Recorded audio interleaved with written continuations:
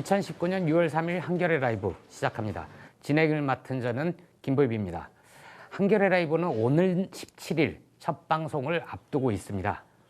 오늘 뉴스룸 토크에서는 멀쩡한 모습으로 공개석상의 모습을 드러낸 김영철 북한 노동당 부위원장 소식과 자유한국당의 북풍몰이에 대해 짚어보겠습니다.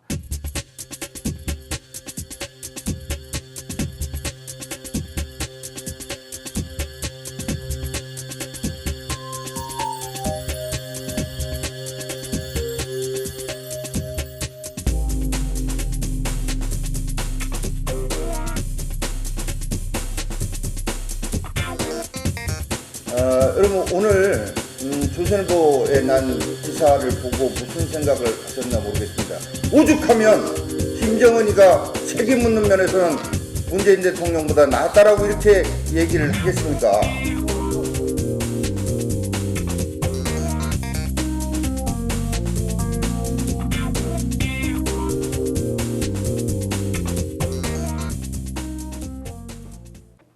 한겨레 라이브가 주목한 오늘의 이슈는 방금 영상으로 보신 김영철이 돌아왔다입니다.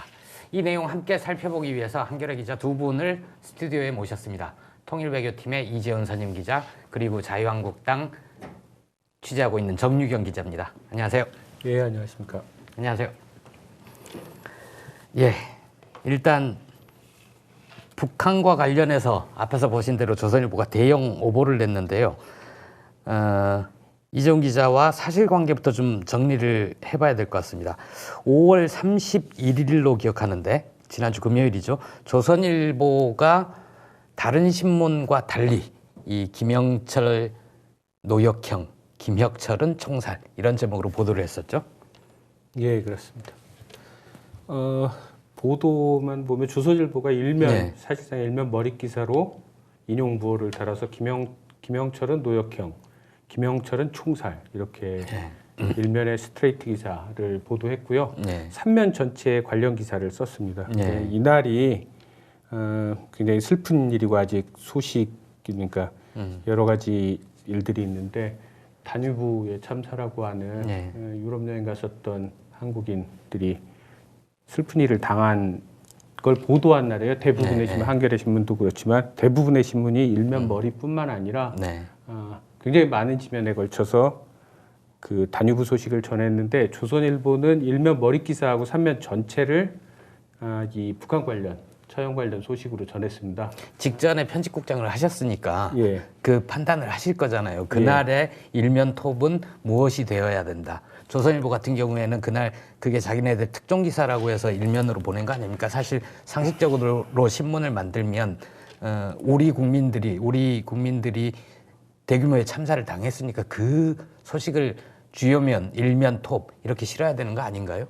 예, 그 뭐 언론사들이 다 단독 기사를 중시하기는 하는데 제가 이 기사를 보고 굉장히 의아하게 생각했었던 건 단독 보도라고 하더라도 거의 쓰나미 수준의 대형 사고나 사건 같은 게 일어나면 특별한 사정이 없는 한 단독 보도를 미룹니다. 왜냐하면 단독 보도는 우리만 안다고 생각하는 거라 하루 정도 묵혀도 큰 지장이 없는데 다뉴브 참사는 하루 묵혀서 비중 있게 보도할 수 있는 성질의 것이 아니잖아요. 시시각각 속보를 전해야지 되는데 그런데 왜 그랬을까 이런 생각이 들어요. 그리고 기사 내용을 보면 그렇게 단호하게 일면머리에 3면머리라 그러면 100% 사실이다.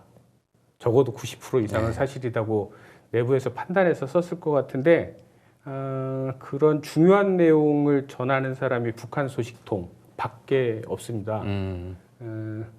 이런 거는 이제 보통 첩보라고 하거든요. 그러니까 그런 얘기가 있다고 하더라. 그러면 이제 기자들이든 누구 이제 듣게 돼요. 저도 알고 있었던 듣고 있었던 내용이죠. 근데 사실이 아닌 거라고 생각해서 보도하지 않았었던 거고요. 기자들의 책임은 그게 얼마나 사실관계에 가까운가 이 확인을 해야 되는 거 예, 아닙니까? 그렇죠. 그러니까 뭐 정보학에서도 네. 얘기하는데 그런 일이 이때더라 첩보. 네. 근데 그걸 그 첩보를 근거로 이제 다각적으로 확인을 하는 거죠. 네. 그래서 그것이 사실이다고 믿을 만한 네. 상당한 사유가 생기면 네. 하는 거예요. 그걸 이제 정보라고 하죠.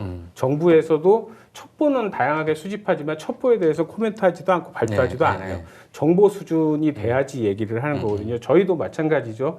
어떤 얘기를 기자들이 뭐 술자리에서든 아니면 어떤 자료에서든 문서에서든 취재 아이디어가 될 만한 첩보나 단상을 입수하면 다양한 방식으로 확인을 해서 아 이거 사실이다라고 해야지 되는데 조선일보가 이걸 무엇을 근거로 사실이라고 확인했는지를 기사만 봐서 판단하기가 좀 어렵습니다. 근데 앞에서 영상에서 또 보셨지만 당장 오늘 오보로 드러난 거 아닙니까? 예, 예. 어떤 부분이 오보가 된 거죠?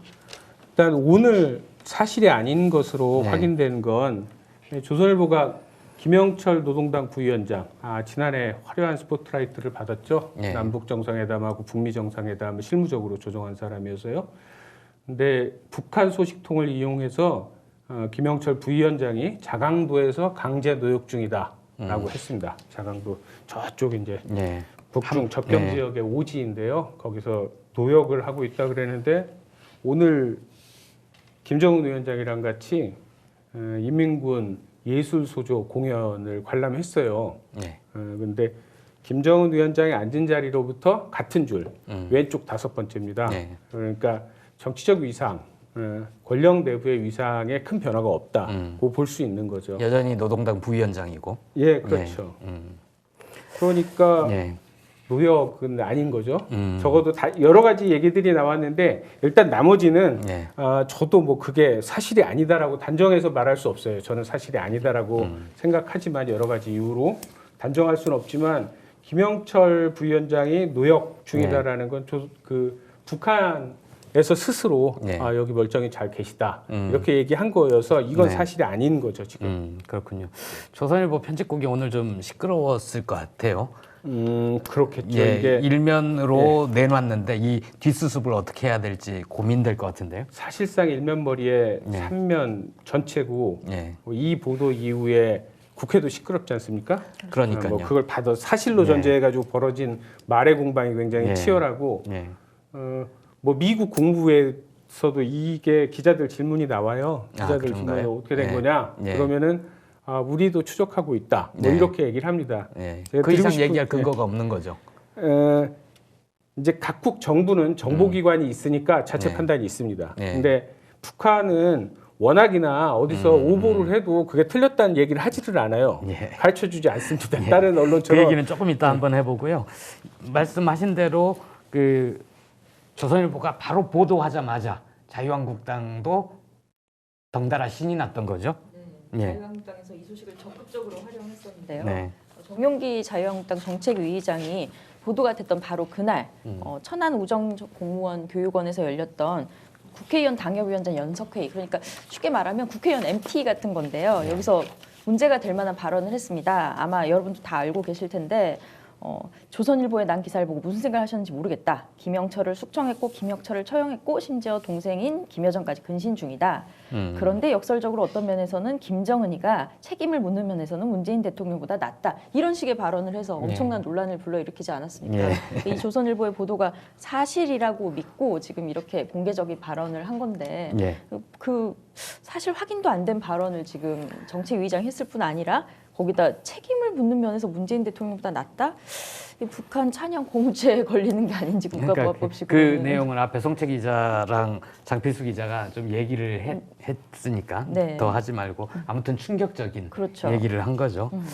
근데 이제 당장 오늘 이렇게 오보로 드러났잖아요. 그 정용기 정책위 의장은 여기에 대해서 어떤 입장을 좀 내놓은 게 있습니까? 아니요, 아주 구체적으로 이제 이게 오보인 거에 관련돼서는 사실 발언을 내놓은 바가 없지만 그것도 조선일보 보고 내놓을래나요? 그럴 가능성이 높습니다. 근데 어쨌든 그 논란이 됐던 발언, 문재인 대통령보다 예. 낫다고 말했던 그 발언 자체에 대해서는 사과라고 볼 수 있는지는 모르겠는데 어쨌든 네. 유감 표명을 했습니다. 지금 그 전까지는 이제 언론의 왜곡 탓이다 이런 식으로 발언을 했었는데요. 오늘 드디어 3일 오늘 김정은 북한 국무위원장이 지도자로서 문재인 대통령보다 나은 점이 있다는 자신의 발언에 대해서 네. 악의적으로 왜곡하려는 세력에게 빌미가 되는 것을 우려하는 국민들이 있다.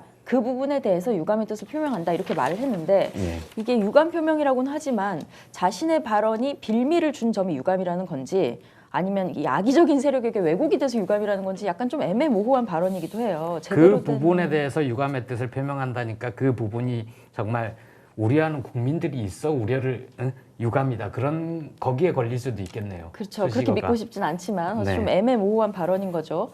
반면 황교안 대표는 굉장히 비교적 바로 잡았습니다. 이게 네. 부적절한 발언이었다. 이 발언이 나왔던 31일에 즉시 과하고 부적절한 측면이 있다고 말을 했고요. 황교안 대표는 미스터 국가보안법 그렇죠. 아닙니까? 제가 보기에는 그러니까 그 황교안 거기에 대표가 미쳐보면- 바로 딱 이렇게 촉이 왔을 거라고 생각합니다. 예. 이거 위험하다. 예. 그리고 3일에도 최고위에서 또다시 주의를 줬습니다.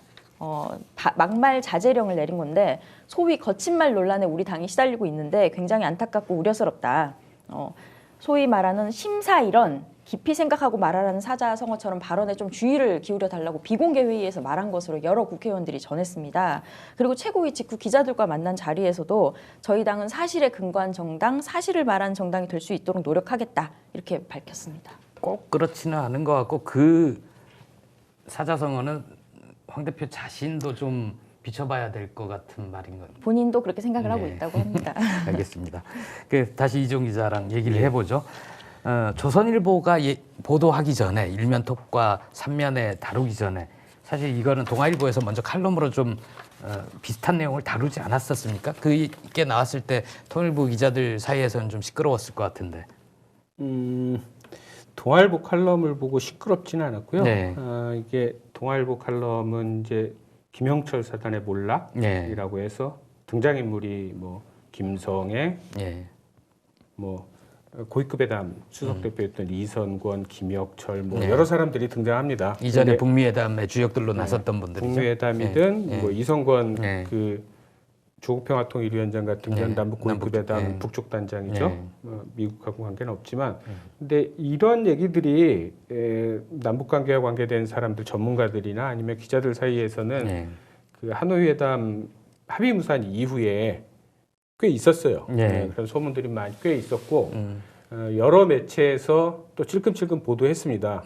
누가 어떻게 됐대더라. 예. 그렇게 쭉 써놓고 제목도 그렇게 달아놓고 끝에 가서 근데 아니라는 얘기도 아닐 있다. 수도 있다. 뭐 이렇게 해가지고 썼는데 동아일보는 스트레이트 기사가 아니고 확정한 게 아니라 이렇다더라도 누구한테 얘기를 들으니 이렇다더라니까 칼럼이에요. 그래서 약간 강도가 약한데 칼럼 누가 썼죠? 그거? 주성아 기자가 썼습니다. 예. 조선일보 기사가 문제가 된 건 이거 일면 머리 스트레이트 기사와 3면 메인 해설로 다뤘다는 거예요. 그러니까 조선일보가 이건 거의 사실이다라고 확신에 차서 예. 주메뉴로 내미니까 사람들이 이제 아니 뭐야 이게 어느 신문도 그렇게 쓰지 않았고 어느 신문이나 방송도 그렇게 확신에 차서 기사를 쓰질 않았어요. 그러니까 이게 어떻게 된 거냐 그런 건데 그럼에도 이 기사의 그 조선일보 보도를 자유한국당이 열심히 받았지만 언론사는 받지는 않았어요. 대부분의 언론사들이. 왜 그러냐면 김영철 부위원장 핵심적인 인물이죠. 김혜인인데 김영철 부위원장이 하노이 회담 이후인데 그 4월에 노동당 중앙위원회 회의가 열려요. 정치국 확대회의하고 전원회의가 열리고 그 다음에 바로 이어서 최고인민회의가 열리는데 그 두 개의 회의를 통해서 노동당 중앙위원회 부위원장에 연임돼요. 그 다음에 국무위원도 됩니다. 그러니까 중요한 위상이 건재하다는 거잖아요. 모습이 안 보인다는 거 빼고. 그 회의에도 나왔어요. 그러니까 그거 이미 하노이 회담 이후거든요. 이후고 그 회의 끝에 이제 김정은 위원장이 시정연설에서 우리 어떻게 하겠다라고 얘기를 했잖아요. 그렇다면 이미 다 그런 게 내부 고민을 거쳐서 포메이션을 짠 거에서 김영철 부위원장이 당 부위원장하고 국무위원장 자리를 그냥 지키고 있는 거예요. 국무위원장? 국무위원. 국무위원. 그러니까 김영철 부위원장이 숙청됐다라는 걸 명백한 어떤 입증 자료나 장면이 있지 않는 한 기사로 쓰기가 좀 어려운 거예요. 누구나. 그러니까 안 받은 거죠. 나머지 거는 그렇다 하더라도 그러니까 이 기사를 사실로 받아들일 만한 근거가 매우 박약한 상황입니다. 그러니까 통일부 기자들, 전문 기자들이나 또 학계의 전문가들은 조선일보가 북한 뉴스를 쓰면 이렇게 지르고 나가면 좀 의심부터 하는 그런 분위기도 있지 않습니까? 뭐 그런 것도 있고요. 조선일보가 자칭 1등 신문이잖아요. 신문 네. 그 이상의 신문. 그래서 한국 언론 지형이 보수 쪽이 좀 강한데 네. 조선일보가 쓰면 흔들려요. 많이 흔들려서 네. 그날도 아침에 그 기자실이 아주 술렁거렸습니다. 기자들이 네. 확인하느라고. 이걸 따라 써야 되냐, 그러니까 받아 뭐 써야 되냐. 뭐 안에서 이런 거죠. 전화가 많이 오잖아요. 네. 뭐 이게 어떻게 된 거냐. 네. 뭐 저기 썼대는데 저 정도면 사실인 것 같은데 빨리 확인해봐라. 근데 뭐 결과적으로는 예? 다들 안 썼으니까 사실이라고 믿을 만한 근거가 부족하다는 것이죠. 그렇군요. 사실 북한 관련해서 조선일보의 오보는 전력이 화려하죠. 그래서 저희가 언론 모니터링을 꾸준히 해온 민주언론 시민연합에 그동안 어떤 오보들이 있었는지 물어봤습니다. 한번 확인해 보시죠.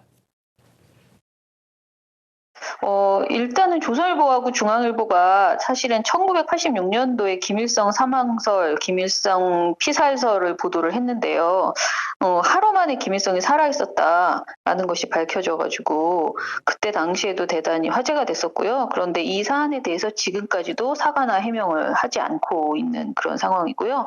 또 가장 유명한 것은 현성월 씨가 이제 공개 총살됐다고 보도한 적이 있습니다. 이거는 2013년 6월에 있었는데요. 김정은 옛 애인 등 10여 명이 음란물을 찍어서 총살대라는 제목으로 현성월 북한 노동당 선전선동부 부부장이 음란물 제작 판매 행위로 공개 총살됐다라고 보도했죠.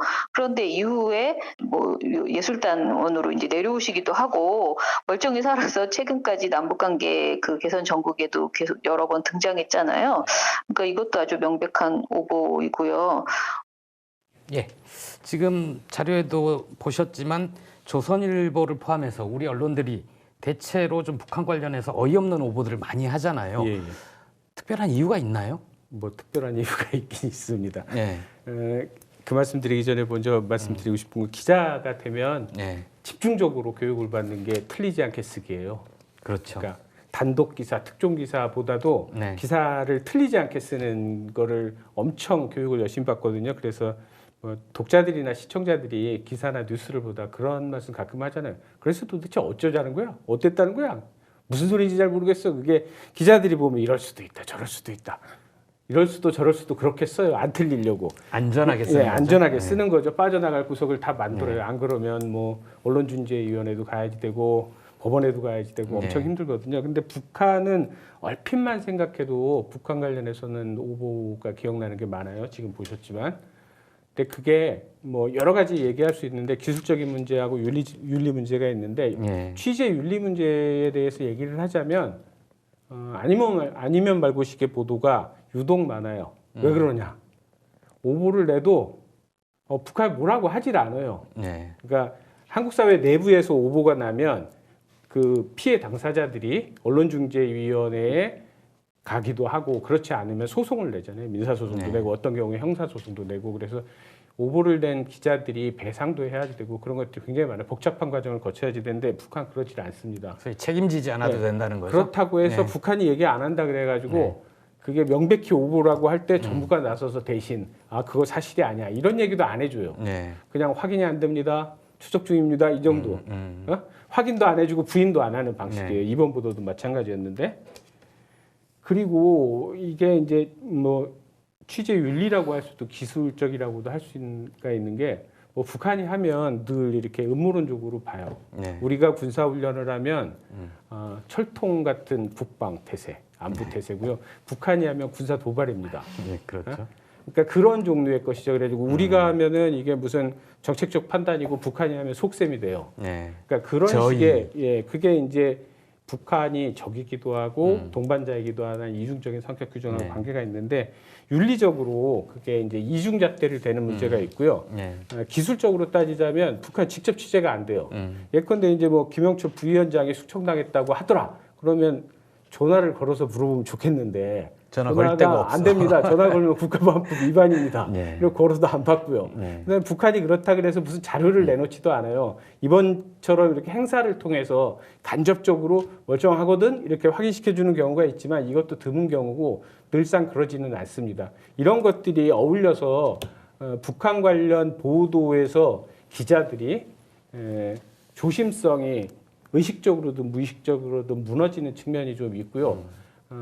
이번 이제 김영철 부위원장 노역형 보도가 나가자마자 자유한국당이 또 그걸 가지고 뭐 이를테면 김정은 위원장이 신상필벌의 측면에서는 문재인 대통령보다 헐났다 이렇게 해가지고 국회가 뭐 쑥대밭이 되고 있잖아요. 그러니까 북한 관련 보도가 굉장히 휘발성이 강한 정쟁의 소재가 되고요. 그런 문제가 있습니다. 그리고 제일 큰 문제는 기자들은 나름대로 판단을 해서 아 사실이 아닌 것 같다를 안 움직여요. 근데 문제는 뭐냐면 국내 뉴스는 오보가 나오면 그게 사실이 아니다는 보도가 굉장히 많이 나오거든요. 근데 북한 건 그냥 사실이 아니다고 기사를 쓰지 않고 안 씁니다. 왜냐? 사실이 아니지 확인할 방법이 없거든요. 사실이 아닌 것으로 추정해서 쓰진 않지만 저기가 쓴 게 명백히 오보다라고 반박하는 기사를 쓸 만큼 사실관계 자료가 부족해요. 쓰기 어려운 거죠. 그런데 시민들은 조선일보 보도는 나왔는데 숙청돼서 무슨 강제 노역한다는데 그 후속 보도가 하나도 안 나와요. 그러면 아, 사실인가? 라고 생각할 수밖에 없는 거죠.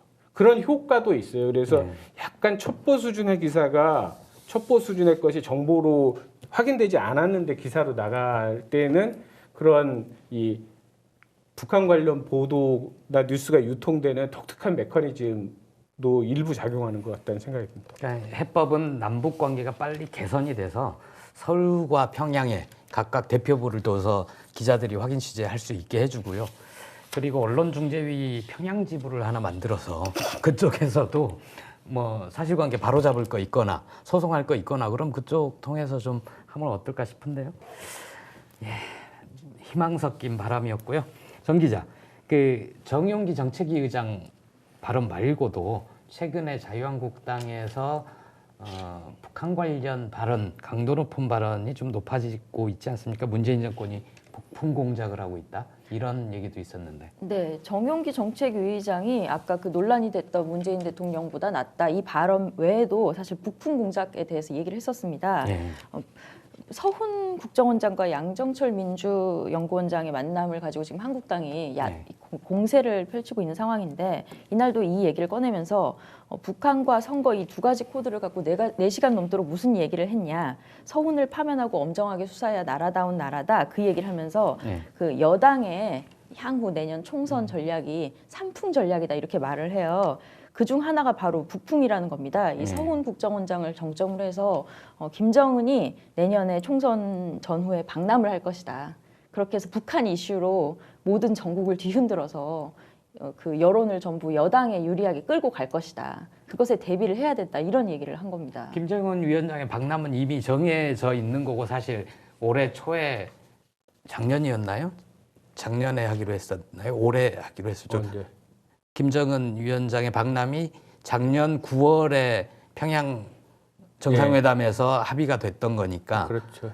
그래서 올 봄에 오는 거 아니냐 오기를 기대했던 거잖아요. 원래 그러니까 9월 정상회담 거기에는 그냥 서울 온다고만 돼 있었고 문재인 대통령이 서울로 돌아오시고 나서 그 내용은 사실상 연내 서울답방으로 공강을 이룬 거다라고 맞아요. 해서 제가 그때 동대문 디지털 플라자 거기서 취재했었는데 연말에 오니 많이 막 보도가 많이 나왔었죠. 근데 어쨌든 지금은 이제 좀 냉랭한 국면이 이어지면서 약간 좀 조용해지고 있는 상황인데 한국당이 구태여 이 이야기를 꺼내서 내년 4월 15일 총선 직전엔 4월 14일에 15일이 이번에 총선인가요? 네, 14일에 김정은 위원장이 서울에 내려온다고 해도 민풍으로 국민들이 심판을 해야 된다 이런 주장을 하고 있습니다. 사실 이런 주장은 이제 정용기 정책위의장뿐 아니라 나경원 원내대표를 비롯해서 이른바 신북풍 의혹을 계속해서 제기를 하고 있는데요.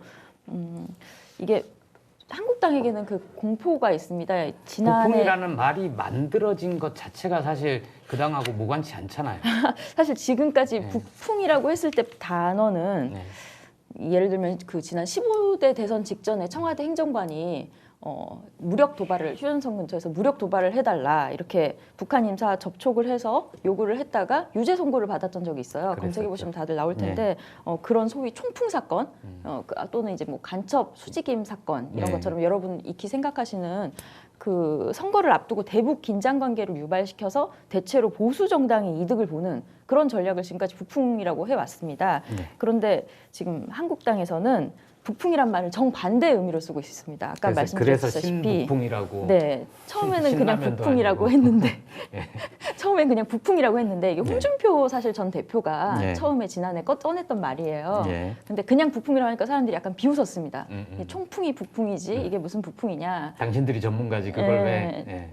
이렇게 말을 바꿔서 정반대 뜻으로 쓰느냐. 예. 그러니까 이제 신북풍이라고 이제 친절하게 이렇게 설명을 하기 시작했습니다. 그래서 나경원 원내대표가 선거에 영향을 미칠 수 있는 신북풍을 시도하려는 시도다. 네. 이렇게 요즘 계속 정치 공세를 펼치고 있는 상황입니다. 왜 그런 거예요? 그 총선이 내년 총선이 다가오고 있는 신호 중에 하나로 보이나요? 정치적인 의도가 따로 있습니까? 그렇죠. 지금 정치권은 사실상 총선을 1년 앞두고 총선 모드라고 볼 수 있습니다. 지금부터 지금 총선 중입니다. 프레임 전략 네. 중이고요. 특히 한국당에는 아까도 말했듯이 공포가 있어요. 지난해 지방선거에서 완전히 참패하지 않았습니까? 기대 이하로 사실은 한국당은 참패했다고 생각을 하고 있는데 그 원인 중 하나가 그 홍준표 대표의 위장평화쇼 발언처럼 그 남북 관계에 훈훈해졌던 그 당시 기류를 따라가지 못하고 계속해서 펼쳤던 공세가 원인 중 하나가 됐다. 이렇게 보고 있어요. 그런데 지금 기류가 좀 더 바뀌면서 냉랭하게 바뀌면서 그때 얘기를 계속 끌어들이는 겁니다. 우리가 틀렸던 게 아니다. 거 봐라. 우리들 말이 맞지 않았느냐. 하노이 정상회담 이후 냉랭한 기류가 이어지면서 진짜로 북한발이 훈풍을 두려워한다기보다는 예방주사를 계속 놓는 거죠. 우리가 그때 틀렸던 것이 아니고 정말로 안보를 걱정하는 보수들은 우리를 지지해야 하고 우리의 잘못이 아니고 우리가 잘못해서 졌던 게 아니고 북한을 이용하는 정부 때문이다. 우리는 속았다. 이런 얘기를 계속해서 투입하고 있는 거라고 볼 수 있습니다. 근데 북미 관계가 개선이 되고 남북 관계도 개선이 되고 그러면은 자유한국당은 또 새로운 입장을 취해야 될 것 같은데 계속 그렇게 가기는 곤란할 것 같은데요. 다시 이재용 기자한테 여쭤보고 싶은 거는 조선일보의 이런 보도가 남북 관계, 북미 관계, 한반도 전체 평화에 미치는 영향도 적지 않을 것 같은데요. 예, 그 이번 보도 가지고 얘기를 하자면 두 가지 측면에서 얘기할 수 있습니다. 그러니까 대북 북한에 대한 인식 측면이 있고요. 또 하나는 정책 방향에 관한 게 있는데 두 가지 다 오도의 위험이 있다는 거죠. 뭐 북한에 관한 인식은 그런 겁니다. 김명철 부위원장을 포함해서 조선일보가 이제 뭐 숙청됐거나 총살당했거나 뭐 어제 정치범 수용소에 갔다고 했던 그 사람들이 지난해 두 차례 북미 정상회담을 조직 그 김정은 위원장의 위임을 받아서 조직했던 사람들이죠. 근데 이제 합의 무산됐다고 외교협상이 실패했다 그 사람들을 목을 치거나 어디 귀향을 보낸다라는 건 우리가 옛날 역사 드라마에서 보는 싸움에서 졌다고 왕이 장수를 눈앞에서 칼로 목을 베거나 배를 찌르는 이런 장면을 연상시키는 건데요. 이게 연상시키는 건 그런 거죠. 뭐 한국의 시민들이나 외부인들이 보기에 아우 역시 북한은 안 돼. 무슨 뭐 합의가 안 됐다고 그 사람들 다 저렇게 김정은 뭐 다르대더니 다른 거 하나도 없구만. 이런 안 좋은 인식을 심화시켜서 불신을 조장하는 게 한 가지가 있고요. 정책 방향에서는 이 사람들을 다 숙청하고 그랬다 그러면 정책 방향이 어떻게 되겠습니까? 그럼 강경으로 선회한 거다. 강경으로 선회하는 어떤 방증이다라고 하는데 그런지 아닌지 모르죠. 이게 사실이 아니기 때문에 북한이 아직 그 문제에 대해서 명확한 정책 노선을 들고 움직이고 있지 않기 때문에 미국과 대화를 하고 싶다는 신호는 꾸준히 그렇죠. 보내고 있지 않나요? 그러니까 이게 강경한 것이다라고 판단하게 만드는 생각하게 만드는 착시 효과를 일으키는 거죠. 오도 효과가 굉장히 크고요. 이걸 또 누군가가 나타나서 이거 아니다라고 바로잡기가 어려운 거여서 그냥 가랑비에 옷 젖듯이 이상한 일들이 벌어지게 돼요. 마지막으로 인사를 겸해서 아예 마무리 발언까지 좀 해주시죠. 올해 하반기 남북관계, 북미 관계가 어떻게 흘러갈 건지 전망을 좀 해주신다면. 전망할 수는 없고요. 이게 뭐 잘 됐으면 좋겠는데요. 저는 그렇게 생각합니다. 그 올해가 끝나기 전에 한 번 정도 최소한 적어도 한 번 정도는 한반도 평화를 진전시키기 위한 집중적인 노력이 벌어지지 않을까라고 생각합니다. 근거는 이런 겁니다. 미국은 올해 지나가면 올해 벌써부터 이제 대선 국면이긴 한데 올해 지나가면 국내 정치 말고 신경 쓰기 어려울 거예요. 2020년 11월 3일이 대선일이거든요. 그다음에 우리도 지금 정의용 기자가 말씀하셨듯이 내년 4월이면 총선이 있어서 벌써부터 부글부글 하고요. 김정은 위원장이 최고인민회의 시정연설 4월 12일이었는데 그때 그런 얘기를 했죠. 올해까지는 좀 기다려보겠다. 이런 얘기를 했습니다. 대화 협상 기조 유지한다. 근데 미국이 좀 태도를 바꿔야지 된다. 일방적인 태도에서. 그래서 우리가 올해까지는 기다려보겠다라고 했습니다. 그 얘기는 뒤집어서 얘기하면 어쨌든 대화 협상 노선을 연말까지는 특별한 사정이 없는 한 유지하겠다는 거예요. 그래서 연말 이전에 김정은 위원장도 그냥 기다리기만 하지는 않을 거고요. 급할 테니까. 트럼프 대통령도 재선을 위해서는 늘 자랑하는 북한 문제에서 좀 가시적인 성과를 만들어낼 필요가 있는 거고 문재인 대통령이 움직이는 거야 뭐 제가 굳이 첨언하지 않아도 될 것 같고요. 그래서 올해 안에 적어도 한 번 정도의 기회가 있을 거라고 생각하는데 바라건대 6월 말에 이제 트럼프 대통령이 한국에 와서 한미 정상회담을 하지 않습니까? 우리 정부는 그 전에 남북 간에 좀 묻어 있는 대화를 나눠서 그걸 토대로 한미 정상회담에서 한반도 정세의 평화를 풀어가는 뭔가를 만들어내고 싶어 할 텐데 정부가 바라는 만큼은 아니더라도 북한이 한미 정상이 논의할 만한 거리 정도는 제공하지 않을까 싶고요. 그게 한반도 평화 문제를 푸는 실마리가 되길 바랍니다. 6월 말에 한미 정상회담 이전 혹은 이후에 남북 정상이 만날 가능성이 좀 있는 거죠. 이후의 가능성이 있는 거죠. 이전에는 뭐 좀 바쁠 것 가능성이 같고. 상대적으로 낮다고 봐야 되고요. 이후는 도전해 봐야지 되겠죠. 근데 단정적으로 말할 수 없는 게 문재인 대통령하고 김정은 위원장이 지난해 5월 26일 날 판문점 통일각에서 전격적으로 만났지 않습니까? 원포인트라 그러는데 지금 한국 정부가 추진하고 있는 것도 그 방식의 정상회담이에요. 원포인트. 번거로운 절차 다 생략하고 정상끼리 뭐 만나서 의전적인 풀어보자. 거 빼놓고 그냥 전격적으로 만나는 거라 그때 5월 26일 날도 바로 전날 연락해가지고 만난 거여서 만나지 못할 거다라고 얘기할 수는 없고요. 현실적으로 가능성이 높다고 보기는 어렵습니다. 근데 뭐 이루어지면 좋겠죠. 알겠습니다. 정유경 기자한테는 이걸 여쭤보고 싶은데요. 자유한국당 내부에서도 좀 합리적인 보수 이런 색채를 지닌 분들이 있잖아요. 그렇죠. 정용기 의장의 좀 말도 안 되는 소리나 신북풍 의혹 제기 여기에 대해서 비판적인 목소리도 있을 것 같은데 어떤가요?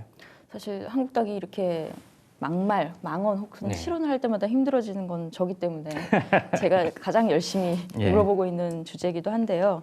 이게 생각을 공유하는 사람들의 모임이 정당이다 보니 그런지 대체적으로 북한 문제에 있어서는 비슷한 생각을 공유를 하고 있는 것 같습니다. 굉장히 강경한 목소리 그리고 소위 말하는 신북풍 의혹을 지금 주제로 쓰고 있는 국정원장과 당 정책연구원장의 만남이 부적절했다. 신북풍까지 말하는 건 부적절할 수 있지만 크게 틀린 말이 없지 않냐 이런 분위기를 공유를 하고 있어요.